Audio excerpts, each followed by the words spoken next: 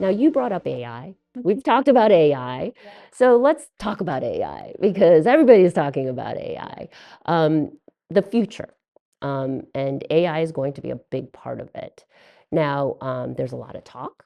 There's a lot of what's real today, what's coming, where are the technologies, and where's the adoption? Like those are all different elements and facets, and there's different levels of maturity across all of those dimensions.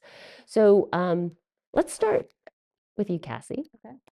So AI, how do you think about AI? How do you feel about AI? And how has it impacted you, or how do you expect it to impact you into the future if it isn't, fully ingrained yet, So tell us about how you think. Do we have another hour? Because I could sit here and talk about this forever. No, but one of our core values, one of our pillars for our company is connection, and our tagline is humans, not robots. Everything can be so transactional. And for us, we want our clients, our vendors, we want everyone to be happy, satisfied. We want them to call us again. And when everything's behind a screen, you kind of lose that connection.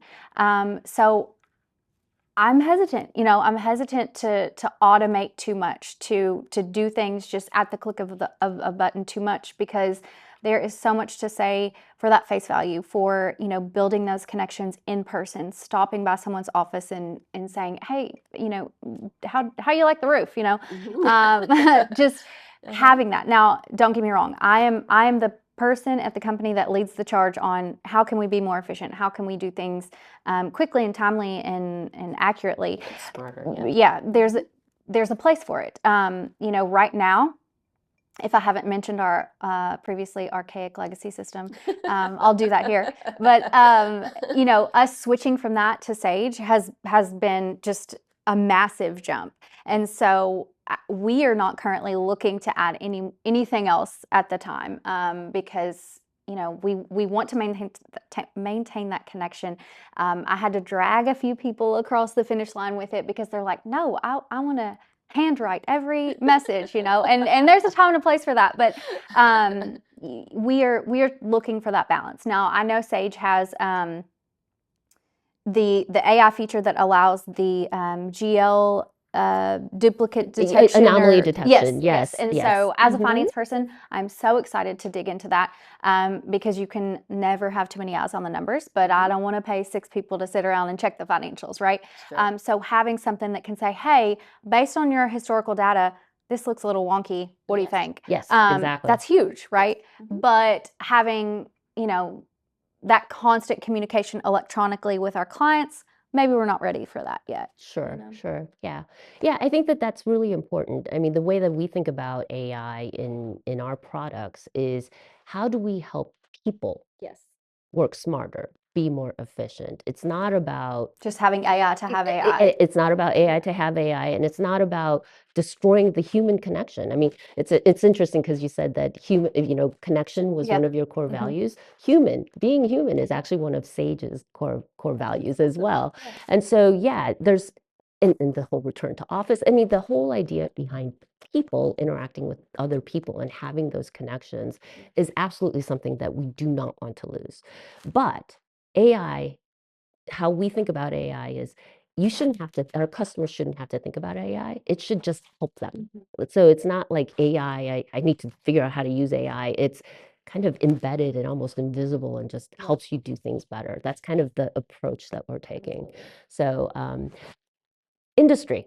Let's get the industry perspective. There's actually been technology companies that have great solutions and great platforms, but they forgot to go in the field. They forgot to meet people. They forgot to go to events. We love getting together and doing events and bringing that education in person. It doesn't have the same impact in construction when you do things virtually, in my opinion. But I think the AI stuff is twofolded. There's some things I'm scared about and some things I'm excited about.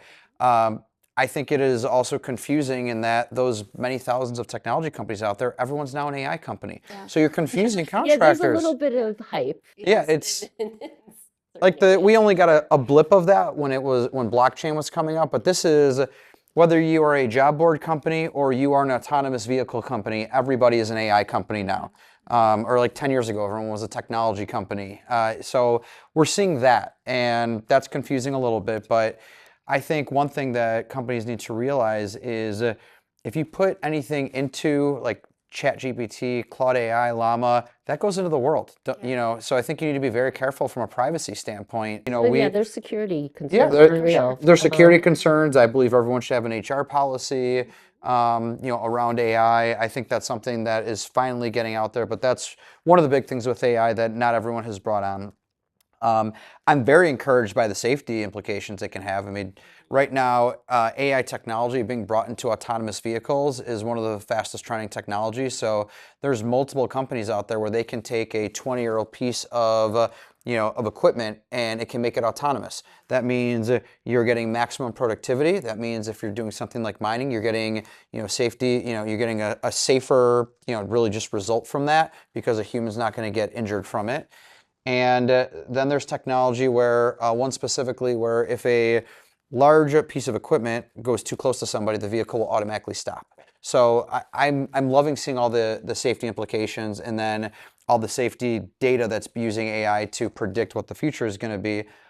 I think it's all amazing. We've only scratched the surface. And I was recently at MIT, and now you have there were 3 departments that were all separate: the robotics lab, the AI lab, and the quantum physics lab. They all now work together, but AI and robotics are coming together. In other countries outside the U.S., humanoids on job sites is a reality. I believe, you know, at some point that's going to come, you know, that's going to come to the U.S. But AI, like I said, it's exciting and terrifying at the same time. You're always going to need tradespeople. You're always going to need talent. But I think you know, AI is going to bring a lot of possibility, and it's getting people to be more data driven. You know, whether that is tracking tools, equipment, people, projects. That part is a very big positive. Yes. But and business development. I mean, just to say, hey, make my email better. It actually works. The most interesting thing recently was one of my friends just asked ChatGPT, you know, tell me about an obscure business with paper towels. How do I go about it? And can you give me a 10-point strategy? It gave a whole business plan on something so obscure. So like the possibilities It's are definitely endless. changing things for sure. I mean, it is very, very powerful I do technology, worry no about doubt. our decision-making skills in Yes. 10 or 15 years because I do think, you know, even, you know, I have a 13-year-old and he's like, oh, just ask chat. And I'm like, we will not be doing that. We will be using our brain first and then we can ask chat. But, you know, I think that is a concern, you know, what, you know, and I guess you can look at it good both ways, right? Then you can get lower labor costs if you've got somebody doing the thinking for them. I don't know, but I do think Or you can that go on to higher levels of thinking. yeah, So yeah, like you don't have to worry about some of the mundane yeah, stuff. You yeah. can actually go on Spend top time of doing it. the higher level Yeah, stuff. Yeah. so There's a lot to explore. yeah, there is a lot to explore. For Did our technology report last year on AI, and it's just a group of case studies on how AI helped businesses. But I go back to something I said earlier. I think getting the construction industry, from, you know, especially everyone in the field, to understand what can AI do and getting a foundational education would be so beneficial. Yes. But no, it's exciting. But you know, the stuff with kids scares me. I've got a 3 and a 6-year-old, and my kids don't watch what they want to watch. They watch what YouTube tells them to watch because of AI. And that's scary. I think social skills are, I believe it is going to be a problem. That's changing. I don't think I think that horses left the barn. I think that there's just going to be different communication skills. Not necessarily better or worse, but it is going to be different. Yeah, Agreed. You're gonna have to No evolve. one's going to call a girl on a landline and ask them out anymore. Those days are done. Have you seen that thing on social media where it's like ask your kid like 90s questions and then they have to answer like what are the yellow pages? What are, you know, I did that with my son the other day and he got nothing right. It's like great. Yeah, no, it's crazy. I think it's all of our responsibility to figure out how do we leverage AI to improve our lives versus the other way, right? You know, so I know that there's a lot of risks, but there are also a lot of possibilities to be very, very excited about. And I think, you know, as a technology company, you know, we're looking at how do we make it help people, help the industry do things in ways and more efficiently, and do things in ways that are better.